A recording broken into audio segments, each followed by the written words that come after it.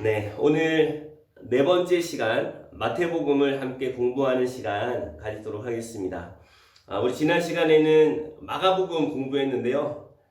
우리 마가복음 공부하고 난 다음에 마가복음을 다시 읽어보신 분 한번 손 들어보세요. 자, 주여. 네. 할렐루야. 마가복음을 읽어보신 분은 한번 읽어보셔야 돼요. 그래서 말씀을 듣고 또 오늘 돌아가셔서 마태복음을 다시 읽어보시면 마태복음을 이 강의 전에 읽고 오셨잖아요. 그죠? 네. 네. 읽으신 것과 비교해 보셔야 돼요. 강의를 듣고 나니까 마태복음이 훨씬 더 구조적으로 그리고 그 마태가 전달하고자 하는 바가 더 마음에 와 닿으려면 그 전과 후를 비교해 보셔야 되는 거예요. 그래서 마태복음을 읽고 오라고 말씀드리는 것이고, 그리고 이 강의가 끝나면 또 마태복음을 읽어보라고 권유해 드리는 것입니다. 그래서 마가복음을 읽어보신 분들은 아무래도 저희의 그 아내한테도 한번 물어봤더니 마가복음이 좀 다르게 보이더라, 이렇게 이제 이야기를 해 주시더라고요.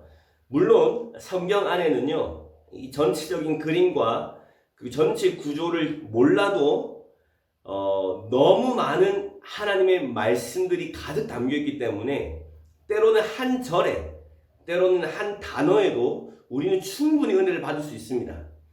그렇지만 성경이 전체 가지고 있는 그 의미가 무엇인지를 파악한다면 그 한 문장과 한 단어가 가지고 있는 의미를 훨씬 더 깊이 그리고 더 크게 깨달을 수 있기 때문에 저희는 이런 전체적인 큰 그림을 공부해 나가는 것이라고 생각이 되어집니다. 그래서 마가복음의 지난 시간에 공부했던 마가복음의 특징에 대해서 기억나시는 거 있으세요? 긴박하게 진행된다.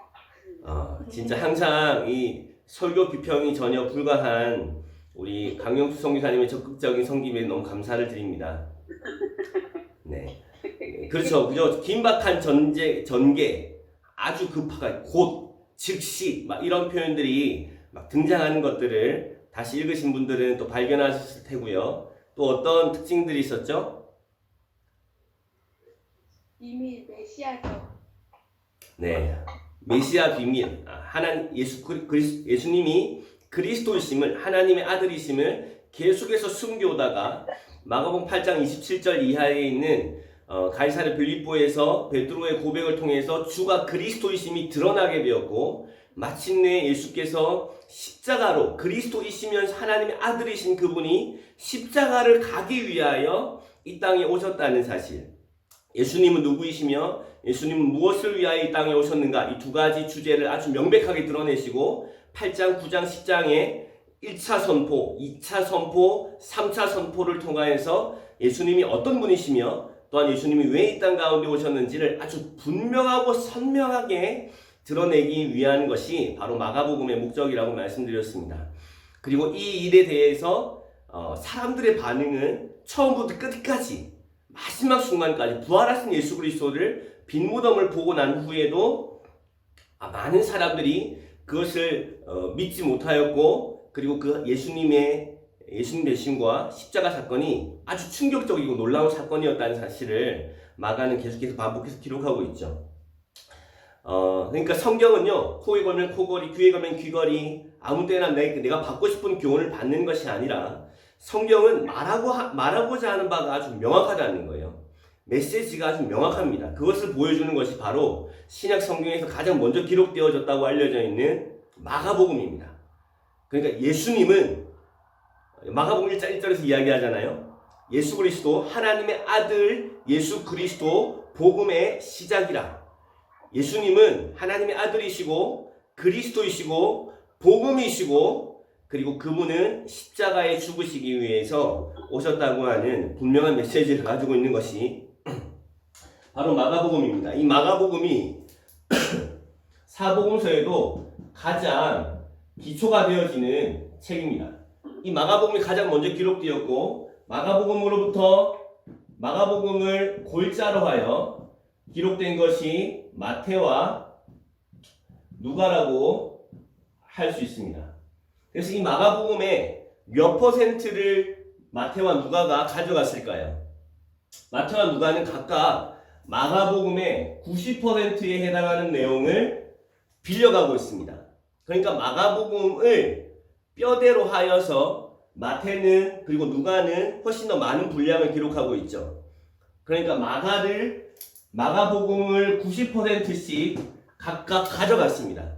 그래서 그것을 뼈대로 하여서 마태는 12제자 중에 한 사람이었으니까 자기가 보고 들은 바가 있었을 것이고, 누가는 자신이 살펴본 여러 가지 정보들을, 바울과 여러 가지 정보들을 수집해서 만든 것이 누가복음입니다. 그러므로 마가복음은 이 사복음서의 가장 기초가 되어지는 복음이라고 할 수 있겠고, 나머지 요한복음은 이 나머지 세 권을 공관복음으로 묶을 만큼 다른 내용을 기록하고 있습니다.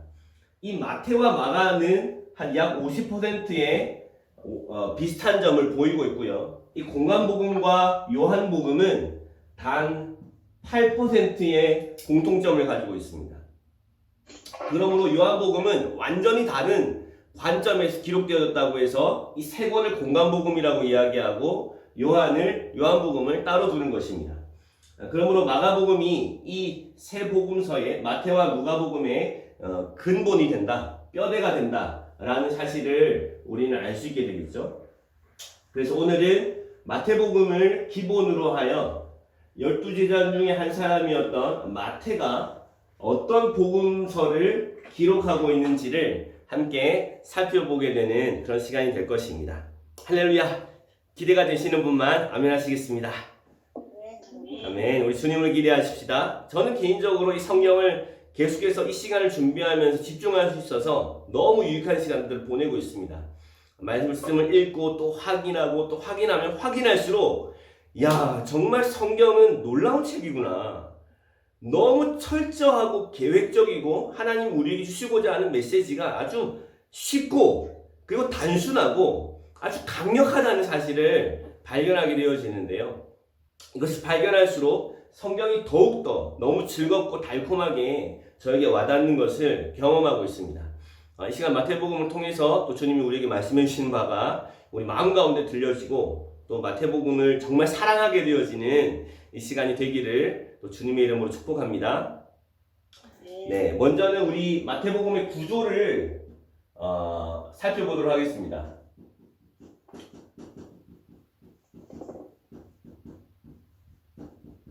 마태복음의 구조. 지난 시간에 살펴보았던 것처럼 사복음서는 연대기적으로 기록되어진 것처럼 보이는 누가복음이 있지만 마가나 마태는 그것을 시간적으로 배열하려고 하는 시도를 전혀 하지 않았다는 사실을 지난 시간 사복음서 개요를 살펴보면서 좀 보게 되었는데요. 특별히 이 사복음서 중에 특별히 마태복음은 아주 구조적인 특별함을 가지고 있습니다. 특별히 마태복음은 다른 복음서들과 더 다르게 시간의 배열을 하지 않으려고 하는 아주 분명한 의도를 가지고 있는 책입니다. 그러므로 다른 성경보다 마태복음의 구조를 살펴보는 것이 마태복음을 이해하는 일에는 다른 성경에 비해서 더 중요한 일이 될 수 있어요. 그래서 이번에는 조금 더 구체적으로, 지난 마가복음보다는 조금 더 구체적으로 구조를 좀 살펴보려고 합니다. 크게 절까지 다 구분할 수는 없겠고요. 장을 구분해 보자면 이렇습니다. 처음 1장에서부터 4장까지는 이 편지의 머리말에 해당하는 내용입니다.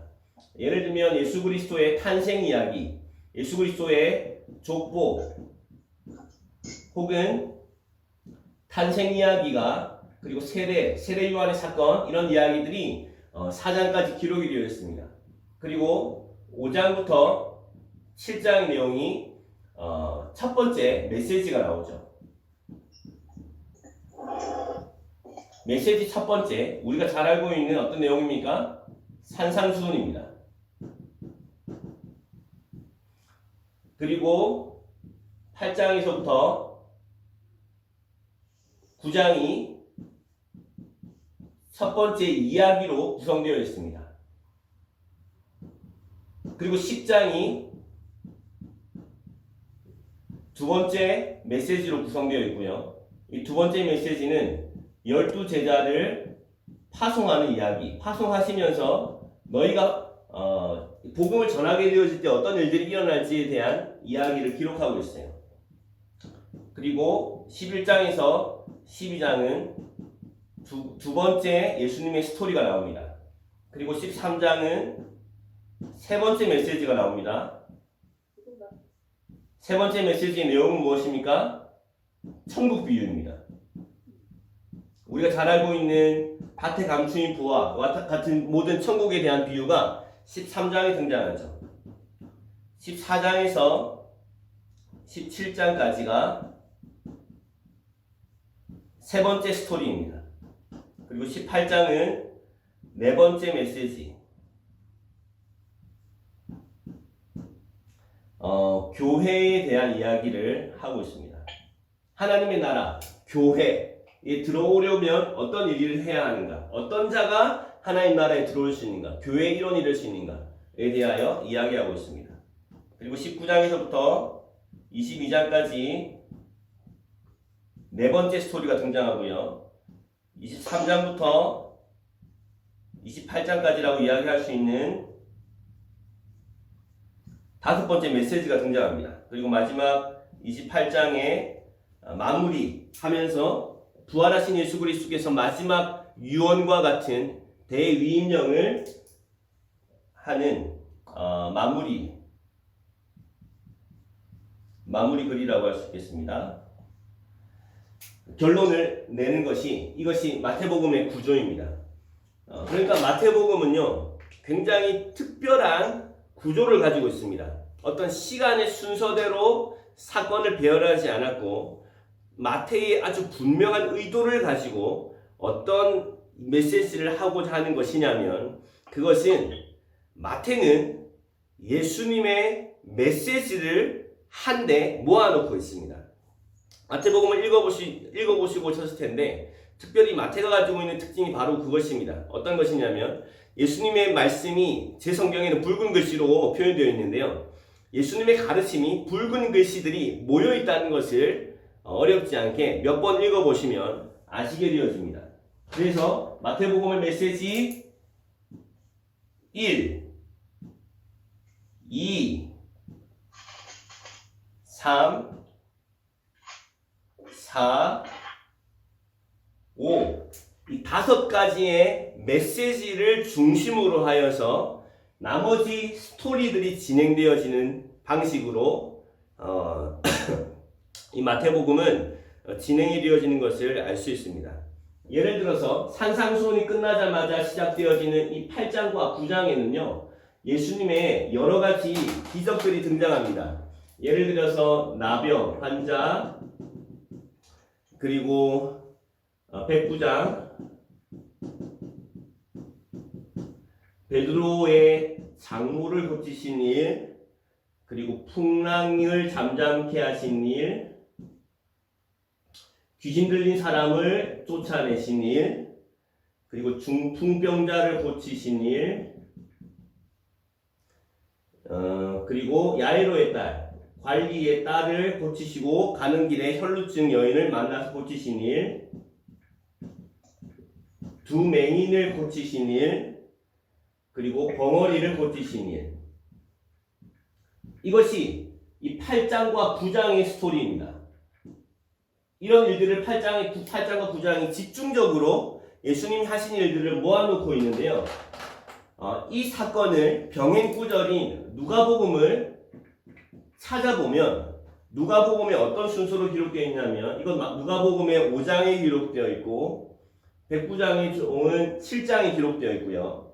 베드로의 장모의 치유 사건은 4장에 기록되어 있고 풍랑은 8장에, 그리고 귀신 들린 자 8장에, 중풍병자 5장에, 그리고 관리 혈루증 여인 야이로의 딸 8장, 두 맹인 18장, 그리고 벙어리 11장.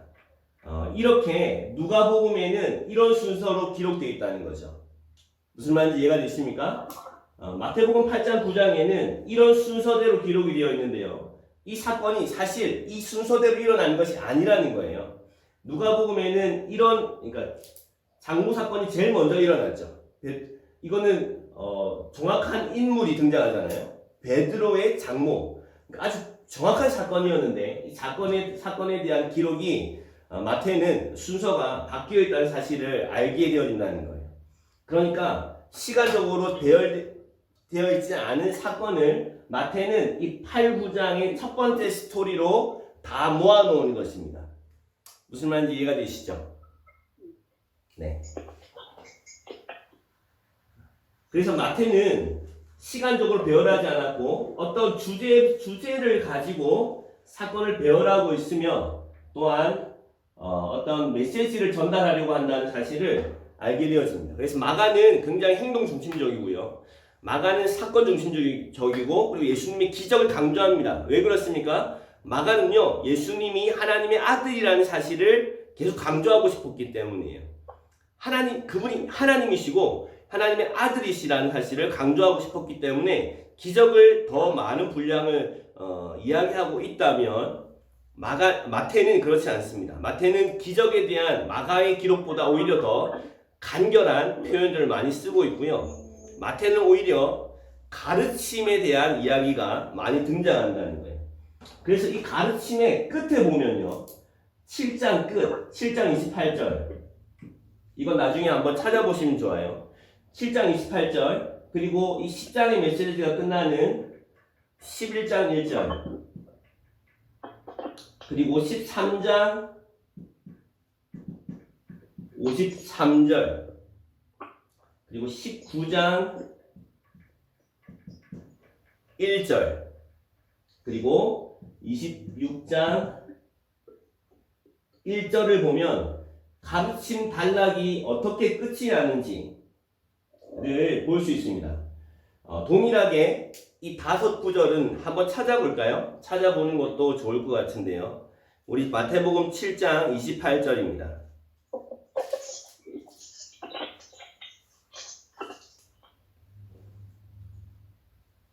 마태복음 7장 28절. 자, 찾으셨으면 함께 읽어보겠습니다. 시작. 예수께서 이 말씀을 마치심에 무리들이 그의 가르치심에 놀라니. 자, 이 5구절은 모두 다 어떤 말씀을 포함하고 있냐면 예수께서 말씀을 마치셨다라는 내용을 포함하고 있습니다. 7장 28절 예수께서 이 말씀을 마치심에, 11장 1절 예수께서 12 제자에게 명하시기를 마치시고.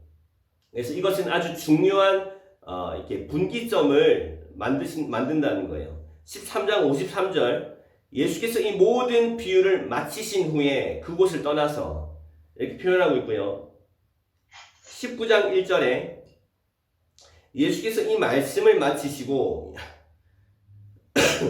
그리고 26장 1절에 예수께서 이 말씀을 다 마치시고 제자들에게 이르시되 라고 하는 아주 분명한 선들을 마태는 여기 삽입하고 있다는 것입니다. 그래서 이것이 내가 이야기하려고 하는 첫 번째 메시지의 끝이야, 이것이 내가 이야기하려고 하는 두 번째 메시지의 끝이야 라고 이야기하고 있다는 것을 알게 되어집니다. 왜 마태는 예수님의 가르침을 이 5가지의 가르침으로 구분했을까요? 자, 이 5라는 숫자는 저희에게는 크게 의미가 없는 숫자일 수 있겠지만 이 마태복음은 누구를 위해서 기록된 성경이라고 말씀드렸죠? 지난 시간에 유대인들, 맞습니다. 유대인들을 향하여 기록되어진 성경이었기 때문에 이 5가지의 메시지는요, 유대인들에게는 그렇게 어렵지 않게 한 사람을 연상시킬 수 있는 그런 숫자였습니다. 그것이 누구입니까? 5개의 메시지를 전달한 구약의 사람. 모세? 모세입니다. 모세. 그러니까 마태는 의도적으로 모세와 예수 그리스도를 비교하고 있는 것입니다.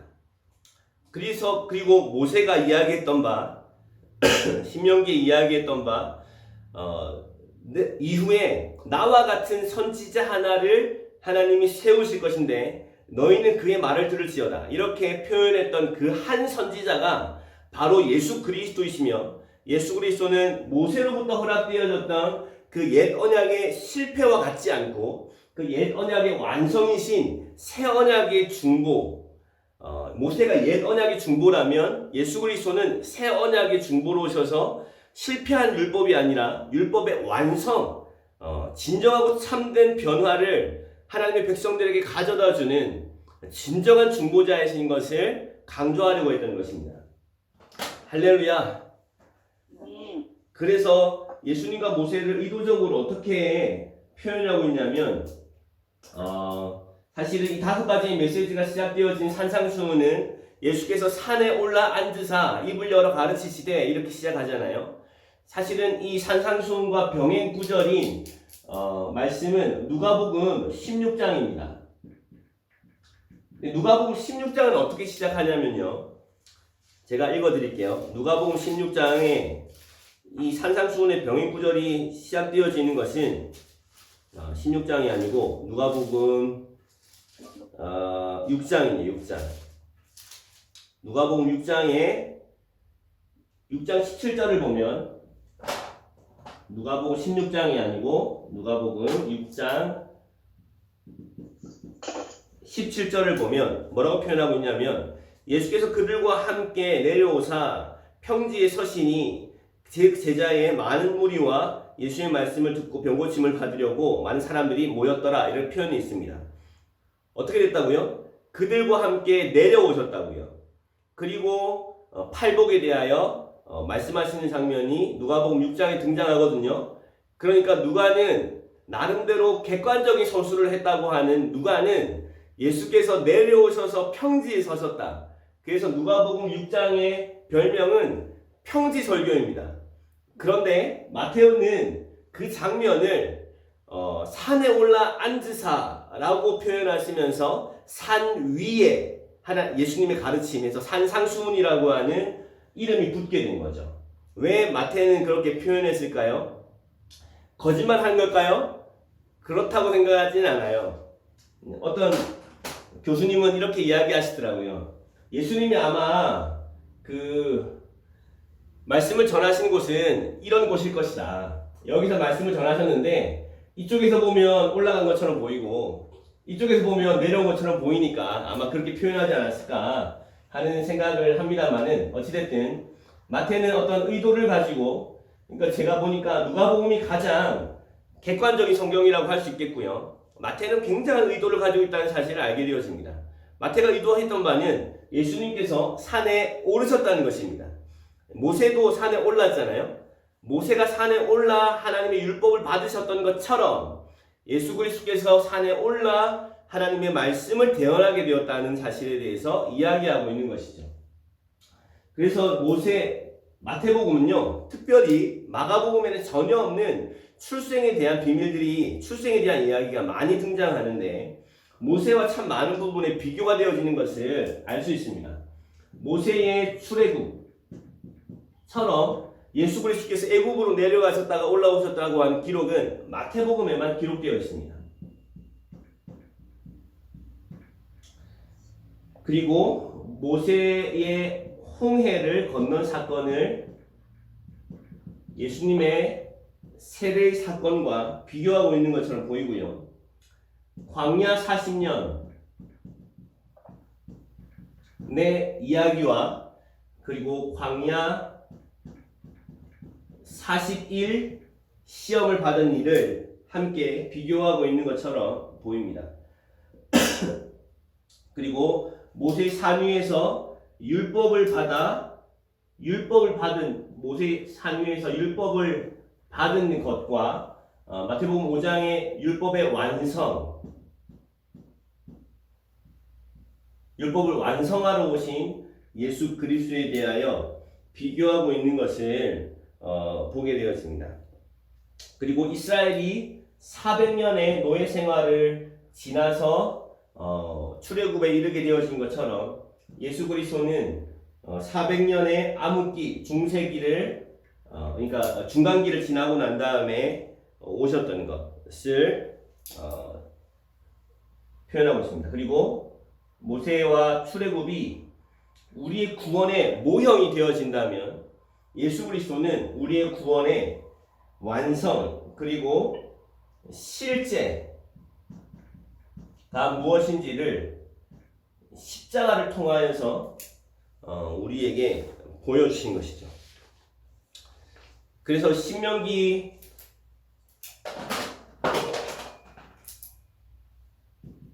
18장 15절과 18절에 있는 바로 그 한 선지자가 올 것이다 라고 표현했던 바로 그 선지자가 다른 사람이 아니라 바로 예수 그리스도라는 사실을 마태는 의도적으로 드러내고 있는 것입니다. 할렐루야. 사실은 이런 내용들만 이 구조만 잘 알고 마태복음을 읽어보더라도 정말 성경이 의도하는 바가 무엇이구나 하는 사실을 알고서 또 성경을 읽어가는 너무 즐겁고 달콤한 성경의 즐거움을 맛보아 알 수 있을 거라고 생각이 되었습니다.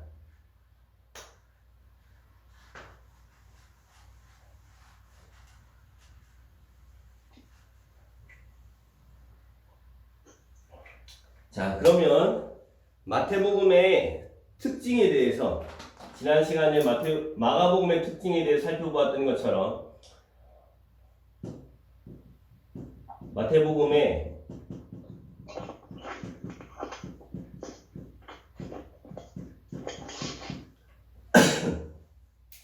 특징은 어떤 특징들이 있는가?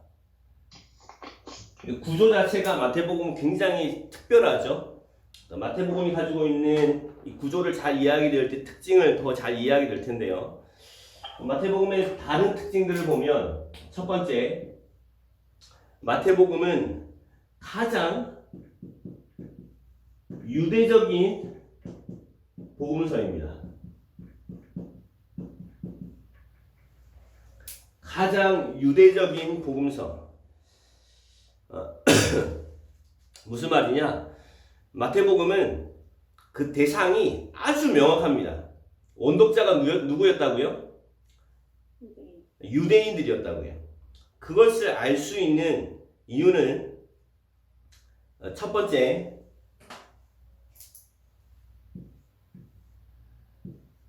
수많은 구약을 인용하면서 이 구약의 성취로서 오신 예수 그리스도를 표현하고 있기 때문입니다. 저는 이것이 마태복음이 가지고 있는 가장 놀라운 축복이라고 생각이 되어집니다.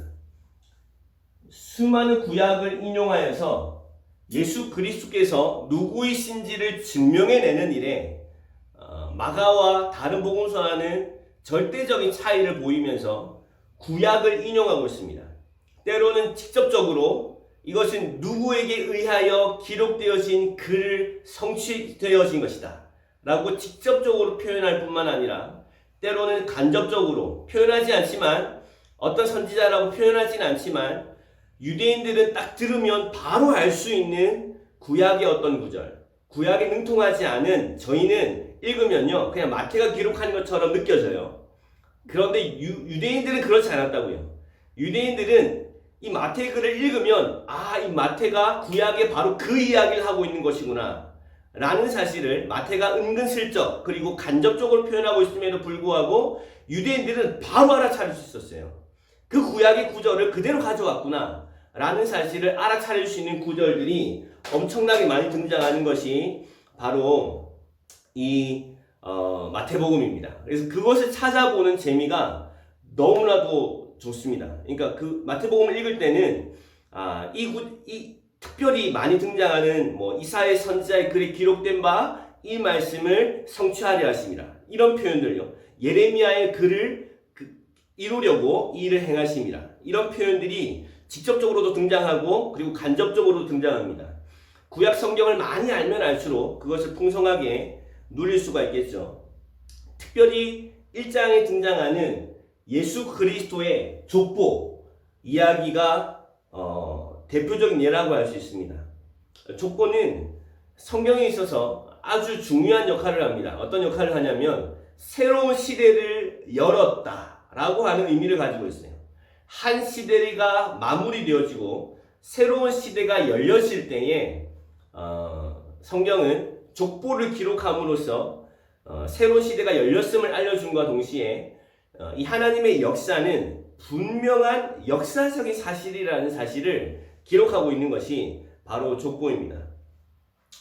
그러므로 족보는 새로운 시작을 알려주고 있는데 마태가 족보를 아브라함과 다윗의 자손 예수 그리스도의 계보라라고 시작을 함으로써 새로운 시대가 열려지고 있다는 사실을 표현하는 거예요. 할렐루야. 그래서 사실은 마태가 마가복음보다 뒤에 기록된 것으로 알려져 있지만 마태가 신약에 제일 먼저 위치한 것입니다. 왜냐하면 족보로부터 시작이 되어지기 때문이죠. 물론 여러 가지 다른 이유들도 있겠습니다만은. 그래서 에스라는 역대상을 시작하면서 다시 한번 아담으로부터의 계보를 쭉 기록하고 있는 것이죠. 새로운 시대의 시작을 알리기 위해서입니다.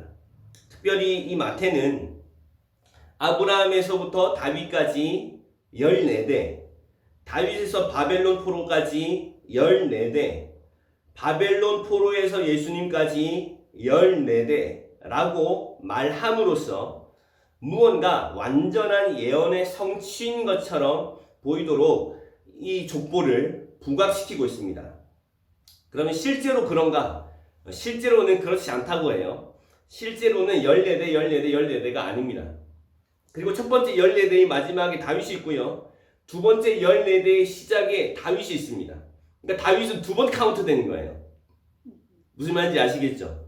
그러니까 마태의 의도적인 표현이 족보에 담겨 있습니다. 이 14라고 하는 숫자는 히브리어의 숫자를 매겨가지고 그 숫자로서 어떤 단어를 상징적으로 표현하는 방식을 가지고 있었는데 그것을 게마트리아 방식이라고 이야기한다 그래요. 예를 들면 제 이름을 풀어서 기역에 1번, 니은에 2번, 디귿에 3번 이렇게 번호를 매겨가지고 제 이름에 번호를 매길 수 있겠죠. 숫자가 나오겠죠. 그래서 그 숫자대로 나는 568번을 사랑합니다. 뭐 이렇게 표현하는 것처럼 당시에 14라고 하는 숫자는 다윗을 표현하는 그런 숫자였다고 그래요. 그러니까 14라는 것은 다윗을 강조하고 있는 거죠. 그 족보에도 누가 강조되고 있습니까? 시작이 아브라함의 족보다 이렇게 얘기하지 않고 아브라함과 다윗의 족보다라고 이야기하고 있지 않습니까? 그 족보 안에도 다윗은 두 번 카운트가 되면서 예수 그리스도가 다윗의 자손으로 오신 분이라는 사실을 강조하고 있는 것입니다. 다윗의 아들이라고 하는 표현이 마태복음에는 8번 등장하는데 마가와 누가가 각각 한 번을 사용하고 있는 것에 비하면 아주 많은 숫자를 마태는 예수 그리스도를 다윗의 자손이라고 표현하면서 예수 그리스도는 구약에서 말씀해 오셨던 하나님이 약속해 오셨던 바로 다윗의 자손으로 오실 거라고 말씀하셨던 왕으로서 오신 분이다 라고 하는 것을 강조하고 있는 것입니다. 할렐루야. 네. 예수 그리스도는 왕으로 오셨어요. 그래서 마가복음의 특징이 그 긴급한 전개가 마가복음을 시작하면서 1장과 2장, 3장에 아주 집중해서 그 마가복음의 긴급한 전개가 드러나고 있거든요. 마찬가지입니다. 이 구약의 성취로서 오신 예수 그리스도에 대한 이야기가 마태복음의 시작에 굉장히 많이 언급되어 있는데요. 한번 마태복음 1장부터 한번 보실까요? 마태복음 1장 18절부터 25절인데 너무 기니까 이렇게 여기를 읽어보겠습니다. 22절입니다. 22절, 23절을 읽어볼게요. 시작. 아들을 낳으리니 죄송해요. 1장 22절 23절 시작. 이 모든 일이 된 것은 주께서 선지자로 하신 말씀을 이루려 하심이니 이르시되 보라 처녀가 잉태하여 아들을 낳을 것이요 그의 이름을 임마누엘이라 하리라 하셨으니 이를 번역한즉 하나님이 우리와 함께 계시다 함이라. 아멘. 아주 직접적으로 표현이 되어 있죠. 이 모든 일이 된 것은 주께서 선지자로 하신 말씀을 이루려 하심이니 라고 이야기하면서 이사야 7장 14절에 있는 말씀을 그대로 인용하고 있습니다. 자, 2장 13절부터 18절인데요. 15절 말씀을 한번 볼게요. 2장 15절 헤롯이 죽기까지 거기 있었으니 이는 주께서 선지자를 통하여 말씀하신 바 애굽으로부터 내 아들을 불렀다 함을 이루려 하심이라. 17절에 이에 선지자 예레미야를 통하여 말씀하신 바 라마에서 이런 일이 있을 것이다 함이 이루어졌느니라. 또 23절에도 이렇게 표현되어 있습니다. 나사렛이라 하는 동네에 가서 사니 이는 선지자로 하신 말씀에 나사렛 사람이라 칭하리라 하심을 이루려 하심이러라 라고 하는 이 말씀들이 집중해서 등장하죠. 우리 4장에도 등장하는데요. 4장 14절 3장 3절에도 나오죠. 3장 3절에 그는 선지자 이사야를 통하여 말씀하신 자라 일러스되 세례 요한에 대한 이야기가 성경에 기록되었던 이야기였다는 사실을 인용하고 있습니다.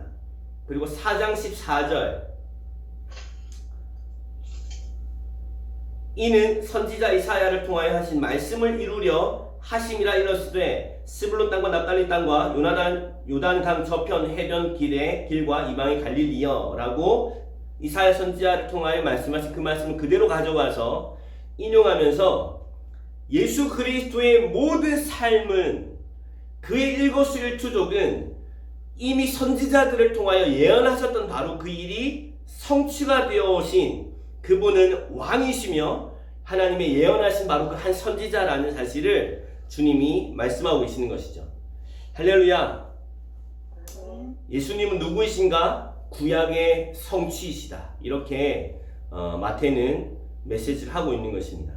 그래서 이런 구절들을요 다시 한번 마태를 복음을 읽으시면서 이렇게 한번 동일한 색깔, 형광펜이나 이런 것으로 표시해 보시면은 와 정말 그렇고 전 되게 은혜가 되더라고요.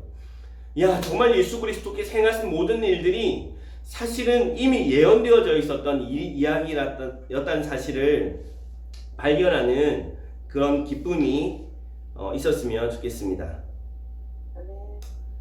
할렐루야. 아멘. 그리고 두 번째 유대적 복음서라고 하는 두 번째 증거는 하나님의 나라라고 하는 표현을 쓰지 않고 천국이라고 하는 표현을 계속해서 반복해서 쓰고 있는 것이 바로 마태복음입니다. 마가와 특별히 누가복음에는요 하나님의 나라라고 하는 표현들이 거침없이 쓰여졌는데 마태복음에는 하나님의 나라라고 하는 표현이 그렇게 많이 등장하지 않습니다. 오히려 대부분을 천국, Kingdom of Heaven, 하늘에 있는 나라라고 표현함으로써 하나님이라고 하는 그 당시에 유대인들이 글을 쓸 때에 회피했던 단어 중에 하나가 바로 하나님이라고 하는 말을 직접 쓰는 것을 굉장히 두려워하고 경외심을 가지고 있었기 때문에 이 마태는 일부러 이 하나님이라고 하는 단어를 쓰지 않고 하늘에 있는 나라라고 천국이라고 하는 표현을 썼다는 것을 우리는 마태복음을 읽으면서 알 수 있죠. 그러니까 그 대상이 유대인이었고 굉장히 유대적인 기록이라는 사실을 우리는 알 수 있게 되는 것입니다. 반면에 누가는 대상이 헬라인들이었기 때문에 하늘에 있는 나라라고 쓴다면 하늘에 있는 헬라적인 사고에서 가지고 있었던 하늘에 있는 많은 신들 중에 한 신으로서 여겨질까봐 누가는 오히려 굳이 하나님의 나라라고 하는 표현을 고집해서 쓰고 있는 것을 또 보게 되어집니다. 마태는 한 4번 정도밖에 하나님의 나라라는 표현을 쓰지 않고 있고요. 대부분 천국이라고 하는 표현을 사용하고 있는 것을 우리 마태복음 통해서 보고 있습니다. 그래서 마태는 하늘에 계신 우리 아버지, 이렇게 우리 주기도문에 이야기하는 것처럼 하늘에 계신 분으로 아버지를 표현하고, 누가는 하늘이라고 하는 공간 자체를 주기도문에서 빼버린 것을 우리 누가복음의 주기도문에서 발견하게 되어집니다. 이런 차이가 있다는 것이죠. 세 번째,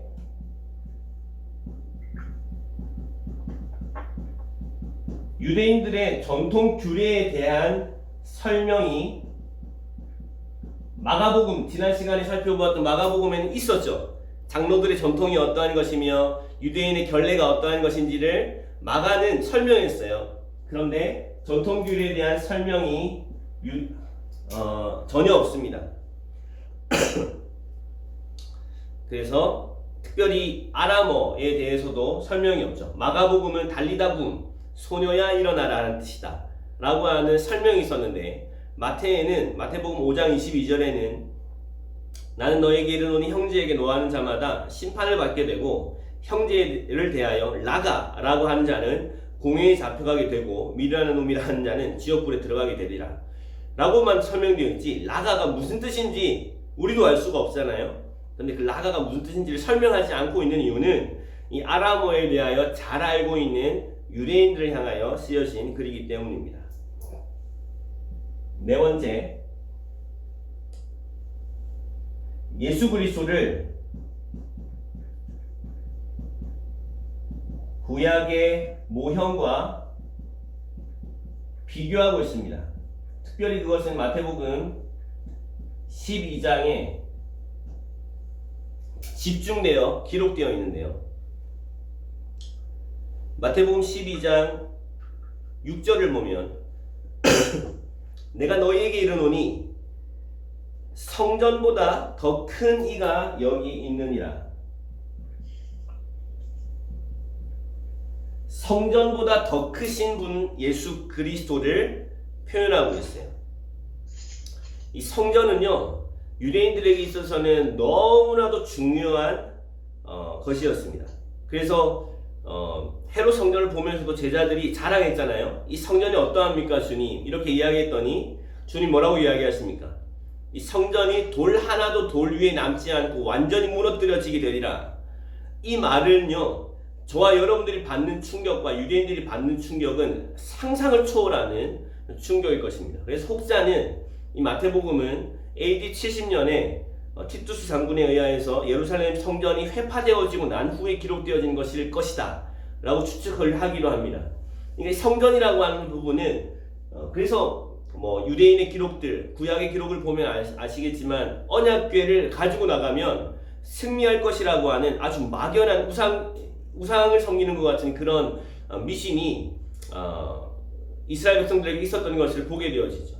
그리고 우리에게는 성전이 있기 때문에 이 나라는 결코 망할 수 없을 거라고 하는, 하나님에 대하여는 전혀 반응하지 않고 죄를 짓고 있으면서도 불구하고 우리에게 성전이 있기 때문에 이 나라가 망하지 않을 것이라고 하는 막연한 믿음을, 정말 미신적인 믿음을 가지고 있었던 것이 유대인이었다는 사실을 알게 되어집니다. 그런데 주님이 뭐라고 말씀하십니까? 그렇게 유대인들이 중요하게 생각하는 이 성전보다 크신 이가 있는데 바로 누구라고요? 예수 그리스도가 성전보다 크신 이이다 라고 말씀하십니다. 그래서 이 마태복음에 아주 놀랍게도 이 머리말에 등장하는 예수 그리스도의 또 다른 이름이 무엇입니까? 임마누엘이라고 하는 예수 그리스도의 또 다른 이름이 등장하고, 마태복음의 제일 마지막 마무리 글에 가보면 다시 한번 이 임마누엘의 뜻을 설명하면서 내가 너희와 항상 함께 있을 것이다 라고 다시 임마누엘의 이야기로 마태복음이 맞춰지는 것을 볼 수 있습니다. 그래서 이것을 키아즘 구조다, 교차 병행 구조다, 히브리식 이렇게 글을 쓰는 서두와 마지막이 똑같고 반복되어지는 이야기들이 주제가 나오다가 가장 중심이 이 글에 있어서 가장 중요한 내용을 담고 있다고 하는 그런 히브리식 구조를 이야기하기로 하는데요. 그렇게 가운데를 딱 접어보면 마태복음의 가장 중요한 메시지는 무엇일까요, 여러분? 그것은 마태복음 13장입니다. 딱 가운데를 접어보면 세 번째 메시지인 천국 비유가 마태복음의 핵심 메시지라고 이야기를 하기도 합니다. 근데 제가 지금 말씀드리고 싶은 것은 임마누엘, 너희가 육신으로 나아가서 섬기게 되어지는, 그리고 돌아오면 자신의 마음을 변화시킬 수가 없는 그런 한계를 가지고 있는 이 성전만 하더라도 너희가 그렇게 소중하게 여기고 그렇게 자부심을 가졌다면 이 성전보다 크신 이 예수 그리스도가 이 땅 가운데 오셔서 눈에 보이고 감각되어지는 그런 성전으로서가 아니라 저와 여러분들 예수 그리스도를 믿음으로 받아들이는 심령 안에 예수 그리스도의 임재를 경험할 수 있는, 언제나 어디서나 하나님의 임재 가운데 두려움 없이, 할렐루야, 두려움 없이 의와 성결로 하나님을 영원토록 섬기게 되어지는 완전한 성전이신 예수 그리스도로 오셨다고 하는 사실을 주님이 말씀하시는 것이죠. 임마누엘로 오신 예수 그리스도를 말씀하시는 것입니다. 두 번째, 요나, 말하자면 선지자보다 크신 예수 그리스도를 말씀하셨습니다. 이는 그들이 요나의 전도를 듣고 회개하였음이거니와 요나보다 더 큰 이가 여기 있으며 라고 말씀하십니다. 실제로 이 이는 왜 요나라고 하는 선지자를 꼭 집어서 이야기하셨을까요? 요나가 가지고 있는 특징이 있죠. 어떤 특징입니까? 하나님의 부르심을 받았으나 불순종한 선지자로 알려져 있습니다. 그 불순종의 대가로 어디에 들어가게 되었어요? 물고기 뱃속에 들어가게 되었죠. 물고기 뱃속에 며칠 있었습니까? 사흘을 있었던 것입니다. 그래서 이것을 주님이 자신의 이야기로 설명하기 시작하신 것이죠.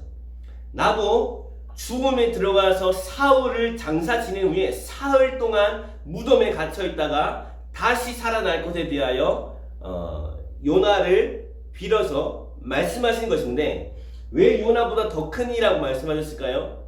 요나는 불순종으로 말미암아 사흘에 죽음에 들어가게 되었다면, 예수 그리스도는 순종의 결과로 사흘의 완전한 죽음 가운데에서 부활하게 되실 것에 대하여 이야기하신 것입니다. 그 순종에 대한 실패도 무엇이었습니까? 이방인들의 구원이었어요.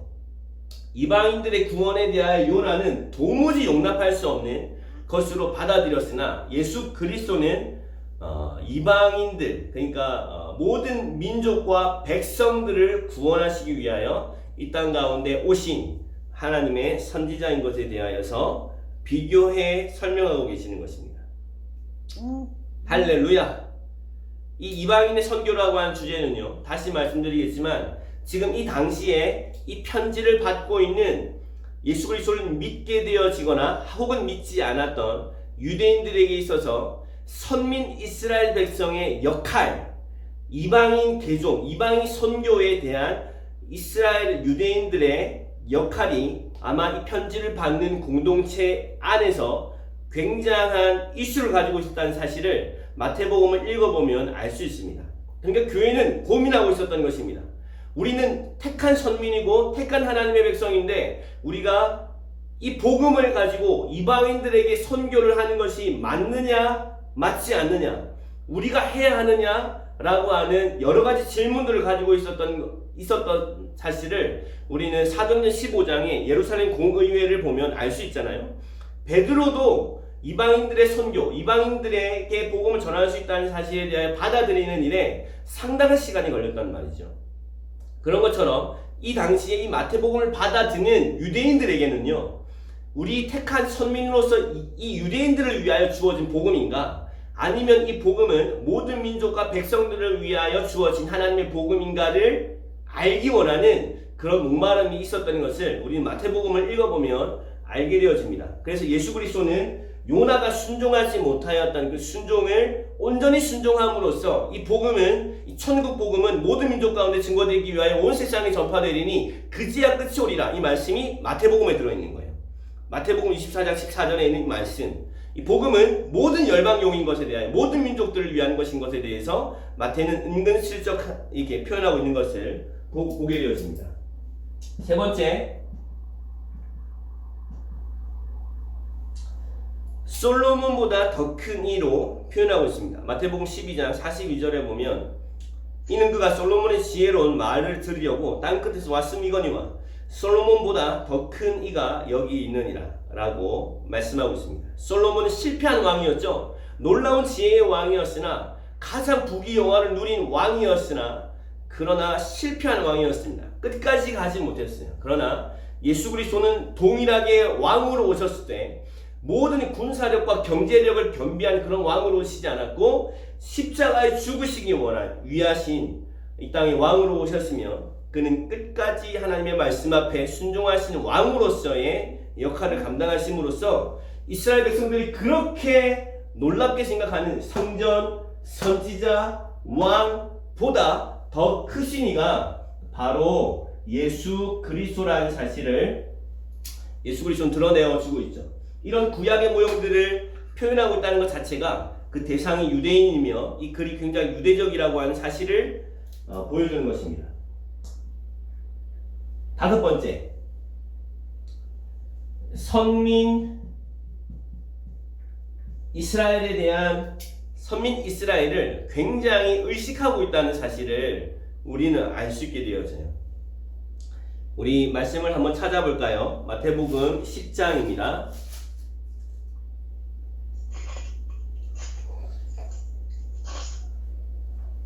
마태복음 10장 5절에서 6절.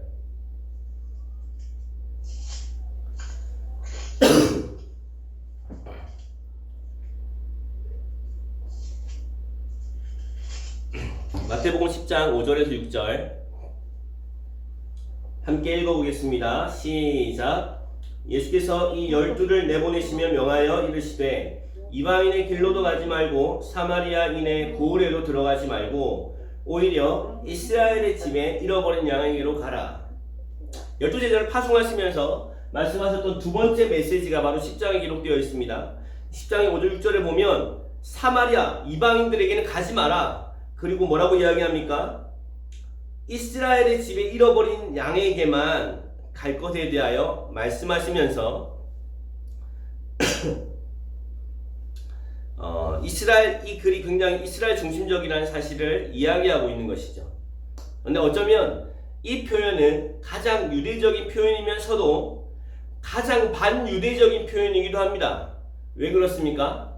이스라엘의 집임에도 불구하고 잃어버려진 양들이 있다는 것입니다. 택한 이스라엘 중에서 잃어버려진 양들이 있다는 사실을 마태는 이야기하고 있는 거죠. 자, 마태복음 15장을 가볼까요? 15장 24절.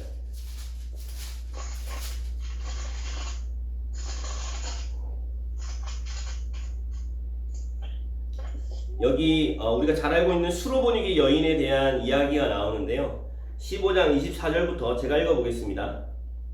예수께서 대답하여 이르시되 나는 이스라엘의 집의 잃어버린 양 외에는 다른 데로 보내심을 받지 아니하였노라 하시니 여자가 뭐라고 이야기합니까? 주여 저를 도우소서 이렇게 말씀했더니 예수님이 자녀의 떡을 취하여 개들에게 던짐이 마땅치 아니하다 라고 이야기하면서 이방인들을 개라고 취급합니다. 이것은 일반적으로 유대인들이 생각해오던 사고방식에 대한 이야기였어요. 그러나 그 뒤의 이야기가 예수님의 마음 안에는 큰 충격이 됐고 유대인들에게는 더 큰 충격이 되었을 것입니다. 그 여자가 뭐라고 이야기합니까? 주여 올소이다마는 개들도 제 주인의 상에서 떨어지는 부스러기를 먹나이다. 맞습니다. 저는 개같은 이방인이지만 그러나 하나님 개들도요 주인의 상에서 떨어지는 부스러기를 먹는 거 아니에요. 주님 부스러기 은혜라도 주세요 라고 이야기했더니 예수님이 크게 기뻐하시면서 네 믿음, 여자여 네 믿음이 크도다. 너의 소원대로 되리라 하니 그때로부터 그의 딸이 낫게 되어지는 일이 일어납니다. 여러분 이 마태복음과 사복음서에 칭찬받는 대부분의 큰 믿음은요 유대인으로부터 나오는 것이 아니라 이방인들에게 나오는 것임을, 그러니까 마태는 표현적으로는 굉장히 유대적인 표현을 쓰고 있으면서 예수님도 이렇게 이야기하셔서 표현하고 있으면서도 마태의 내면 안에서는요 유대인들을 향한 책망이 섞여 있는 거예요. 예수님의 큰 믿음이라고 칭찬받은 사람들은 유대인들 너희들이 아니었어. 그건 바로 이방인들이었어. 약속에 대한 외인들이 결국에는 그렇게 칭찬을 받았어 라고 하는 표현들을 여러 군데에서 발견하게 되었습니다. 자, 몇 번째죠? 다섯 번째, 여섯 번째.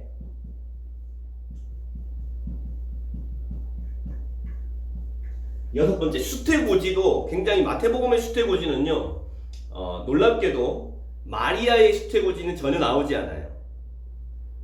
저도 이것을 보면서 좀 정리가 되었는데, 저희는 수태고지 하면은 마리아에게 천사가 나타났다고 익숙하게 들어서 알고 있잖아요. 그런데 그 수태고지는 누가복음에 등장합니다.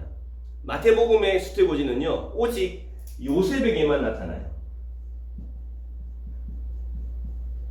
굉장히 남성 중심적이었던 그 유대 사회의 그 문화를 잘 설명해 주는 거죠. 마태는 요셉에게 나타난 천사만을 다루고 있습니다. 자, 이것이 첫 번째 특징이 마태복음이 유대적인 복음서라고 하는, 유대인들 대상으로 쓰여졌다고 하는 특징입니다. 자, 두 번째 특징. 그럼 두 번째 특징은 놀랍게도 첫 번째 특징과는 상반되는 이야기예요. 무슨 이야기입니까? 두 번째 특징은 가장 반유대적인 메시지를 담고 있어요.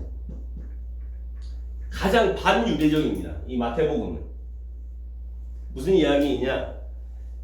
가장 유대적인 것처럼 생각하는 포장을 가지고 있으나 마태의 중심에 들어가 보면 자신의 동족인 유대인들을 책망하고 있고, 오히려 이방인들이 어떻게 이 복음을 받아서 부유해졌는지에 대한 이야기를 하고 있는 거예요.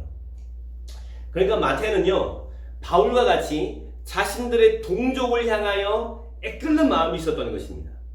마치 로마서 9장에 있는 표현처럼 8장에 환난도, 기근도, 적신도, 위험도, 칼도 결코 우리를 향한 하나님의 사랑에서 끊을 수 없다고 이야기해놓고, 로마서 9장에 뭐라고 이야기합니까? 그러나 내게 그리스도 하나님께로부터 끊어질지라도 내가 원하는 바는 유대인들을 향한, 나의 동족을 향한 내 안에 열심히 들끓기 때문이다 라고 바울이 표현했던 것처럼 마태는 그 마음을 정확하게 가지고 있었던 사람이었습니다. 그래서 가장 유대적인 표현들로 포장해서 유대인들에게 그를 선사하고 있지만, 그러나 그 메시지의 핵심에는 유대인들아 제발 정신 차리자, 우리가 먼저 택함을 받았으나, 그래서 두 번이나 어떤 말씀이 나와요? 먼저 된 자가 나중되고 나중된 자가 먼저 될 것에 대하여서 마태복음 19장과 20장에 반복해서 표현되어 있는 것을 우리는 보게 되어지죠. 자, 그래서 가장 반유대적인 메시지라는 사실을 우리는 어떻게 알 수 있는가? 첫 번째, 족보의 이야기입니다. 족보는 가장 유대적인 복음서라고 하는 특징 중에 하나였습니다. 그러나 이 족보가 가장 반유대적인 메시지를 담고 있다는 사실을 알고 계십니까? 그것은 한 번씩은 들어본 적이 있으실 텐데, 이 족보에 4명의 여자의 이름이 등장합니다. 4명의 여자의 이름이 등장하는데 누구입니까? 아시는 분? 라하, 네. 순서대로 하면 다말, 라하, 룻, 그리고 누가 등장하죠? 바세바인데 바세바의 이름이 등장하지 않고 우리아의 아내가 등장합니다. 이 4명은 여인일 뿐만 아니라, 여러분 족보에는요 여자 이름이 올라가지 않아요. 그런데 여자라고 하는 것만 하더라도 엄청난 이야기인데, 거기다가 이방인들입니다. 가나의 여인이었고, 여리고성의 여인이었고, 룻은 모압 여인이었고, 아마 우리아가 헷 사람이었기 때문에 우리아의 아내였던 바세바도 헷 사람이었을 가능성이 있습니다. 그러므로 여자인 것만으로도 충격인데, 이방인들이 예수 그리스도의 족보에 올랐다고 하는 충격적인 선언을, 저와 여러분들에게는 아무것도 아닌 것처럼 느껴질 수 있겠지만 유대인들에게는요 이게 너무너무 충격적인 이야기였을 거예요. 그렇게 구약에서 예언되었던 하나님의 아들이시면 메시아이신 그분이 이방인들에게 의해서 우리에게 왔다고? 그거는 더 놀랍고 충격적인 사실은 무엇입니까? 이 한 사람 한 사람이 가지고 있는 스토리들입니다. 그렇지 않아요? 정상적인 결혼이 별로 없어요, 여러분. 정상적인 결혼이, 물론 라합은 정상적으로 결혼했다고 이야기를 할 수 있겠습니다만은 사실 기생이잖아요. 다말은 누구입니까? 유다의 며느리였습니다. 유다의 며느리에 의해서 아들을 낳게 되어진 엘 죽고, 그 다음에 둘째도 죽고, 세 번째 아들을 주지 않자 며느리가 동침해서 낳은 것이 쌍둥이였잖아요. 라합은 여리고성에 성벽에 기거하고 있었던 기생들 중에 대표였어요. 룻은 모압 여인으로서 하나님이 진짜 유대인들이 개처럼 여기는 모압의 지방의 여인이었고요. 다윗은 더 충격적입니다. 바세바라고 한 이름을 기록하지 않고 너무나도 수치스러운 우리아의 아내라고 하는 표현. 그러니까 우리아 죽이고 아내를 갈취하여 낳은 것이 바로 솔로몬이었다는 사실을 족보가 숨기지 않고 드러내고 있는 거예요. 그러니까 이 족보야말로 마태는 엄청난 의도를 가지고 이방인들을 이 족보 가운데로 끌어당겨서 이방인들이 어떻게 이 유대인들과 선민들이 내다버린 건축자의 버린 돌이 집 모퉁이의 모퉁이 돌이 되었다는 사실에 대하여서 마태는 이야기하고 있는 것이죠. 그러니까 이 족보는 일반적인 족보가 아니라 왕으로서 오신 예수 그리스도의 그 족보 안에 이방인들이 함께 있으므로 유대인들에게 메시지를 던지는 것입니다.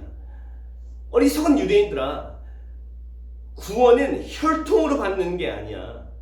구원은 믿음으로 받는 거야 라고 이야기하면서 이 네 명의 스토리에는 모두 이스라엘의 실패에 대한 스토리가 포함되어져 있습니다. 다말 보세요. 유다 12지파의 한 사람으로서 부르심을 받았으나 그가 얼마나 만홀히 행하고 그 축복을 가벼이 여겼는지 유다에 대한 이야기가 있죠. 라합, 실패한 유대인의 이야기가 함께 섞여 있습니다. 라합과 함께 멸망당했어야 할 라합은 구원함을 받았으나 하나님의 백성이었던 아간, 그 사람은 완전히 하나님의 심판과 진노의 대상이 되어줄 수밖에 없었던 실패한 이스라엘 아간의 이야기가 포함되어져 있죠. 룻의 이야기도 마찬가지입니다. 보아스가 고엘이 되었으나 그 고엘의 직무를 거절한 사람이 나오죠. 먼저 그 권리를 가지고 있었으나 그 권리를 포기해버렸던 나오미 집안의 더 가까운 친족이 이름도 나오지 않지만 그 신발을 벗어던진 자라고 하는 사람이 나옵니다. 우리 안에도 다윗과 같은 선군이었던 왕이 어떻게 실패했는지 이 네 사람이 모두 이스라엘의 실패에 대한 이야기를 포함하고 있는 것입니다. 이스라엘은 실패했으나 그러나 이스라엘의 그 실패가 어떻게 이방인들의 구원을 가져오게 되어졌는지에 대한 이야기를 마태는 이 족보를 통해서 아주 적극적으로 유대인들에게 메시지를 던지고 있는 것이죠. 할렐루야, 아멘.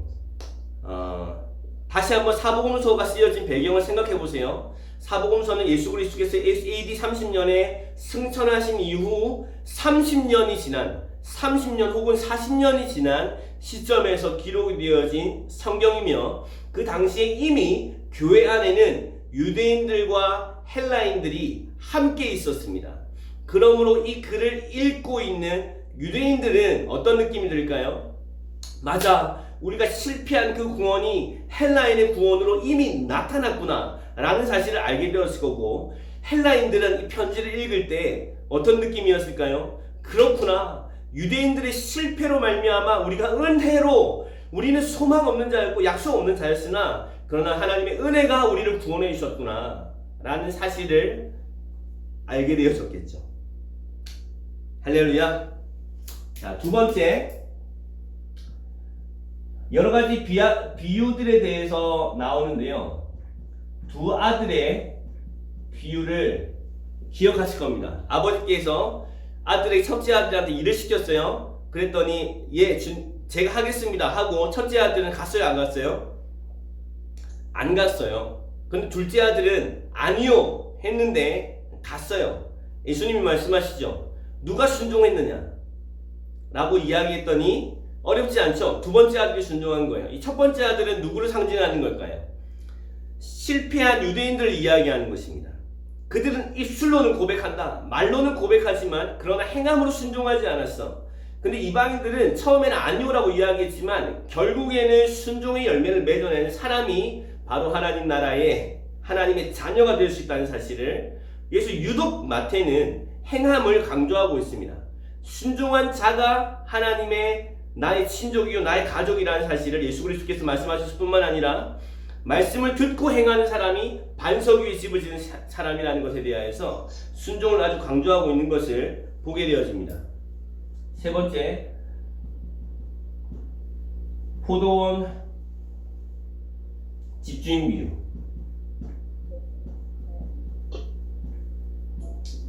포도원을 맡겨놓고 먼 곳을 떠나갔지만 종들을 보내고 결국에는 아들까지 보내었는데 아들까지 죽이는 일들이 일어났다는 사실에 대해서 이야기하시면서 유대인들이 어떤 실패를 했으며 하나님께서 예언해 오신 그 하나님의 아들 메시아를 어떻게 죽였는지에 대하여 이야기하고 있는 비유입니다.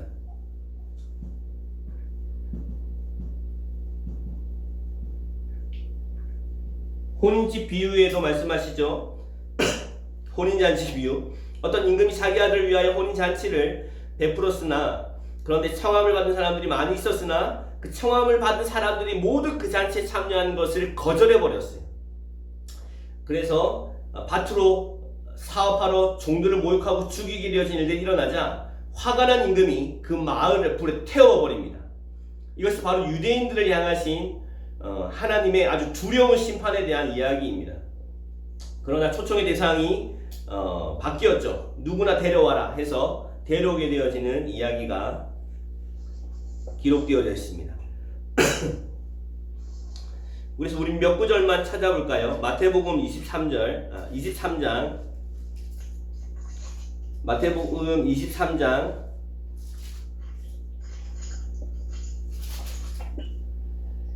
37절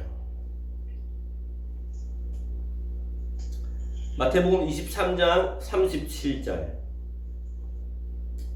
제가 읽어볼게요. 예루살렘아 예루살렘아 선지자들을 죽이고 내게 파송된 자들을 돌로 치는 자여 암탉이 그 새끼를 날개 아래 모음과 같이 내가 내 자녀를 모으려 한 일이 몇 번이더냐. 그러나 너희가 원하지 아니하였도다. 보라 너희 집이 황폐하여 버려진 바 되리라. 내가 너희에게 이르노니 이제부터 너희는 찬송하리로다. 이렇게 이야기하면서 유대인들에 대한 이야기를 하고 있습니다.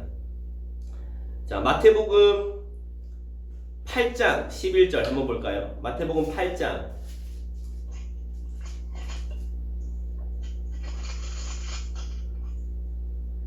거기에 또 백부장의 믿음이 나옵니다. 백부장 그 이방인의 믿음을 주님이 칭찬하신 후에 8장 11절 12절에 보면 또 너희에게 이르노니 동서로부터 많은 사람이 이르러 아브라함과 이삭과 야곱과 함께 천국에 앉으려니와 그 나라의 본 자손들은 바깥 어두운 데 쫓겨나 거기 울며 이를 갈게 되리라.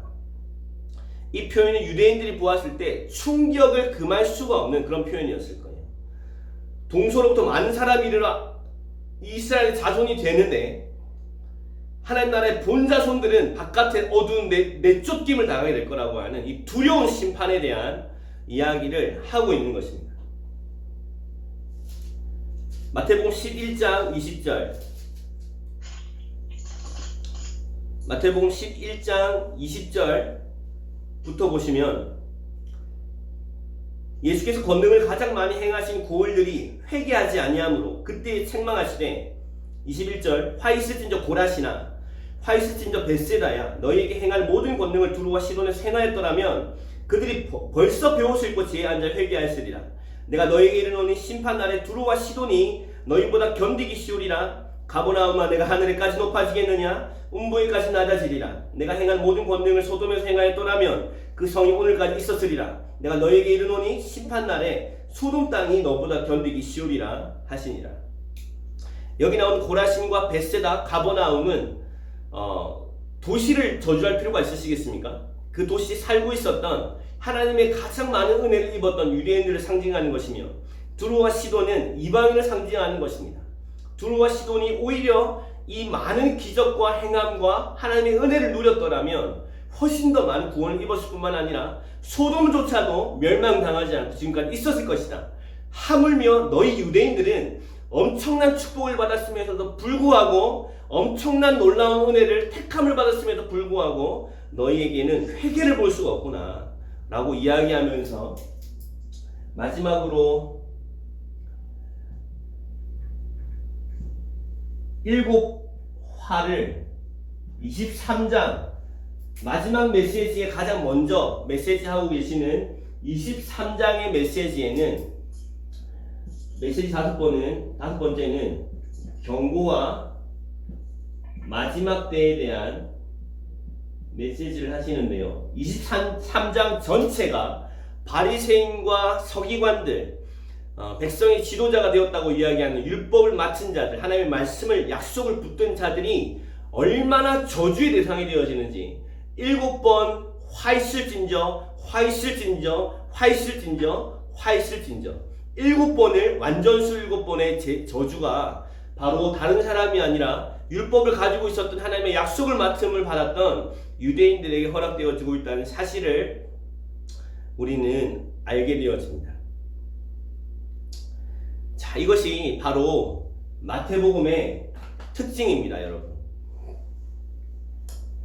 자, 마태는, 그럼 종합해 보자면, 마태는 그 당시에 수신자인 유대인들에게 어떤 메시지를 하고 있는 걸까요? 그리고 이 유대인은 다만 혈통적인 유대인을 이야기하는 것일까요? 그렇지 않습니다, 여러분. 이미 복음을 받아 복음을 누리고 있는 교회가, 이미 우리로 치자면 모태신앙들이죠. 우리가 복음을 받아서 하나님의 택하심을 받았고 구원함을 받았다고 하는 우리에게 하나님이 주시는 메시지입니다. 마태의 메시지는 아주 단순합니다, 여러분.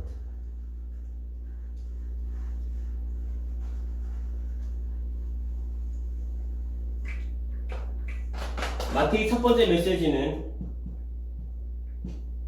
예수님은 누구이신가 하는 질문입니다.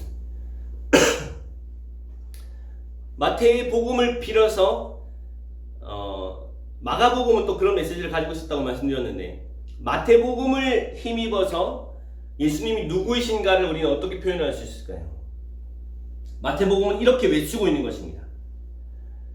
예수님은 선지자들로부터 여러 부분과 여러 모양으로 예언되어 오셨던 바로 그분이셨어.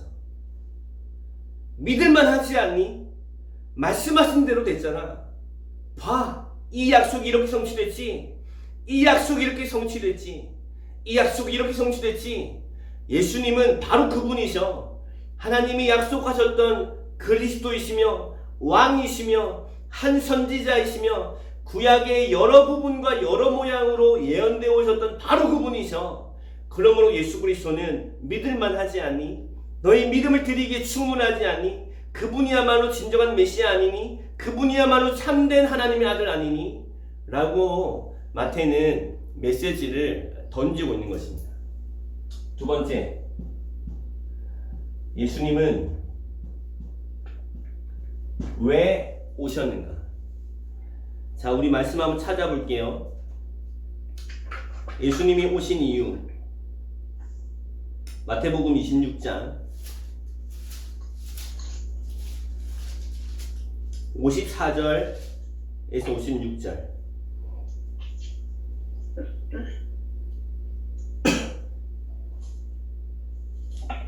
자, 우리 다 같이 한번 읽어보겠습니다. 마태복음 26장 54절에서 56절. 함께 읽어보겠습니다. 시작. 내가 만일 그렇게 하면 이런 일이 있으리라 한 성경이 어떻게 이루어지겠느냐 하시더라. 그때 예수께서 무리에게 말씀하시되 너희가 강도를 잡는 것 같이 칼과 몽치를 가지고 나를 잡으러 나왔느냐? 내가 날마다 성전에 앉아 가르쳤으되 너희가 나를 잡지 아니하였도다. 그러나 어떻게 이렇게 된 것은 다 선지자들의 글을 이루려 함이니라 하시더라. 이에 제자들이 다 예수를 버리고 도망하니라. 예수님께서 십자가에 잡힐 수 있게 되어지는 그 사건을 보고 베드로가, 다른 복음서에 보면 베드로로 나오죠. 그리고 그 대제사장의 종이었던 말고의 귀를 떨어뜨리게 되어지는 장면이 나옵니다. 그랬더니 예수님이 급하게 칼을 다시 집에 꽂아 넣으라고 말씀하시면서 뭐라고 말씀하시냐면 너는 내가 아버지께 구하여 지금도 12군단이나 되는 천사를 보내어서 이 일을 막아서게 할 수 있는 자라는 사실을 모르느냐? 나는 그렇게 할 수 있어. 그러나 만일 내가 그렇게 한다면 이런 일이 있으리라고 말씀하신 성경이 어떻게 이루어지겠느냐? 그러나 이렇게 된 것은 다 선지자들의 글을 이루려 함이니라. 이 구약의 예언들은요, 예수님이 누구이시며 어떻게 오실지를 예언하셨을 뿐만 아니라 예수님이 오셔서 어떤 일을 하실지도 예언하신 것입니다. 예수님은 왜 오셨습니까? 성경은 예수님이 십자가를 지시기 위하여 오셨다고 말씀하고 계시는 것입니다. 그래서 26장부터 시작되어지는 십자가 사건이 26장, 27장을 향하여 지나가게 되어질 때 말이죠. 마태는 은근슬쩍 시편의 표현들을 그대로 가져옵니다. 그런데 우리 성경에는 그것이 직접적으로 인용구라고 기록되어 있지 않기 때문에 우리는 그것이 시편에 기록되어져 있는 글이라는 사실을 잘 알지 못하고 듣습니다. 예를 들면 이런 구절들이죠. 27장 9절에 보면 이건 직접적인 표현입니다. 이 선지자 예레미야를 통하여 하신 말씀이 이루어졌다. 이렇게 가룟 유다의 배신 사건과 8일이라 하신 말씀이 이루어졌다는 사실에 대하여 이야기하시고 7장 35절 그들이 예수를 십자가에 못 박은 후에 그 옷을 제비 뽑아 나누고 이것은 시편 22편 18절에 기록되어진 말씀입니다. 그들이 나의 겉옷과 속옷을 제비 뽑아 나누게 될 것이다. 39절에 지나간 자들은 자기 머리를 흔들며 예수를 모욕하여 이것은 시편 22편 7절 시편 109편 25절을 인용한 말씀입니다. 43절 그가 하나님을 신뢰하니 하나님이 원하시면 이제 그를 구원하실지라 그의 말이 나는 하나님의 아들이라 하였도다 하며 이건 시편 22편 8절을 인용한 말씀입니다. 그리고 46절 제90쯤 예수께서 크게 소리를 질러 이르시되 엘리 엘리 라마 사박다니 하시니 이는 곧 나의 하나님 어찌하여 나를 버리셨나이까 라고 하는 이 말씀은 시편 22편 1절의 말씀을 그대로 가져온 것입니다. 메시아에 대한 예언으로 알려져 있는 시편 22편의 성취가 바로 예수 그리스도의 십자가 사건이었다는 사실을 마태는 이야기하고 있는 것입니다. 그분은 예언되어진 대로 오셨고 또한 예언대로 죽으셨다는 사실을 말씀하고 계시는 것이죠. 자, 세 번째는 그러면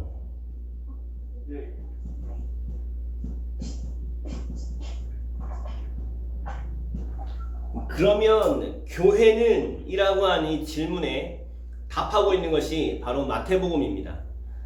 마지막으로 말씀드리자면 교회라고 하는 단어가 등장하는 유일한 복음서인 마태복음에만 교회라고 하는 단어가 16장과 18장에 각각 2번 기록되어져 있습니다.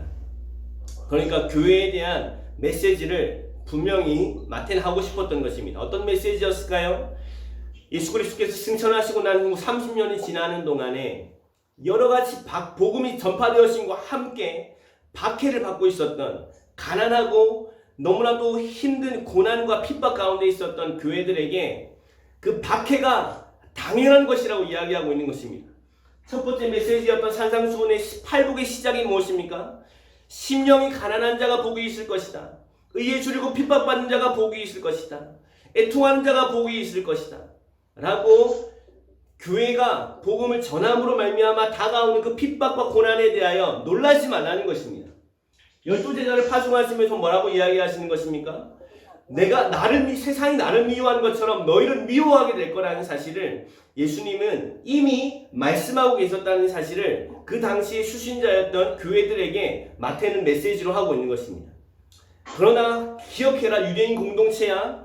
하나님의 교회는 이 천국 복음이 모든 민족 가운데 증거되어지는 이를 위하여서 부르심을 받아서 아직까지 이런 징조가 나타나기 전에는 끝이 온 것이 아니니까 복음을 선포해라 라고 말씀하시면서 아주 강력한 메시지를 마지막 28장에서 하고 있는 것입니다.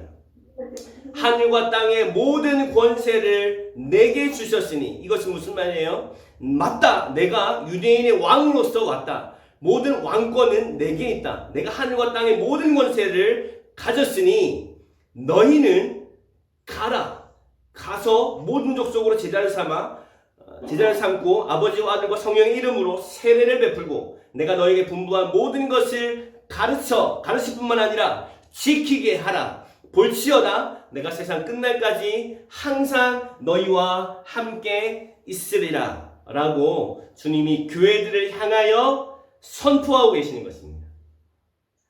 할렐루야. 이것이 바로 마태복음이 저와 여러분들 먼저 구원함을 받은, 그래서 때로는 내가 구원함을 받았다는 사실에 너무 안주하여서 믿음으로 살아내는 일을 포기하고 있거나 혹은 복음을 선포하며 고난받는 일을 주저하고 있는 자들에게 하나님이 던져주시는, 혹은 아직까지 믿음을 가지지 못했다면 봐, 성경에 기록된 기록들을 봐. 예수님은 믿을 만한 분이야. 예수님은 너 완전한 증거이셨어. 예수님은 완전한 말씀의 성취야. 그분은 정말 메시아요. 그분은 정말 하나님의 아들이셔. 그분은 정말 그리스도셔. 라고 저와 여러분들에게 메시지를 주고 계시는 것입니다. 할렐루야. 아멘. 이 시간 함께 우리 기도하며 주님 앞에 감사와 찬양의 고백으로 나아갔으면 좋겠습니다. 어떻게 이방인이었던, 지금도 성경이 번역되어지지 않은 수많은 민족들이 있는데 어떻게 나 같은 개 같은 이방인들에게 복음이 증거되어졌는지 우리 하나님 앞에 감사를 올려드리십시다. 왕으로 오신 예수 그리스도, 감사를 주님 앞에 올려드리고, 혹시나 우리에게 먼저 또 구원함을 받은 자로서, 택함을 받은 자로서 하나님의 사명을 감당하는 일에 있어서 뒤로 물러간 일은 없는지, 혹은 고난과 핍박을 받기를 두려워하는 일이 우리 삶 가운데는 없는지, 하나님 담대하게 오늘도 우리에게 주어진 이 선교 완성의 사명을 하나님 주님 앞에 순종하며 나아갈 수 있는 우리 모두가 되어줄 수 있도록 하나님 일하여 주시옵소서. 함께 이 시간 잠깐 기도하고 제가 마무리 기도하도록 하겠습니다. 사랑하는 하나님 아버지, 하나님 오늘도 주님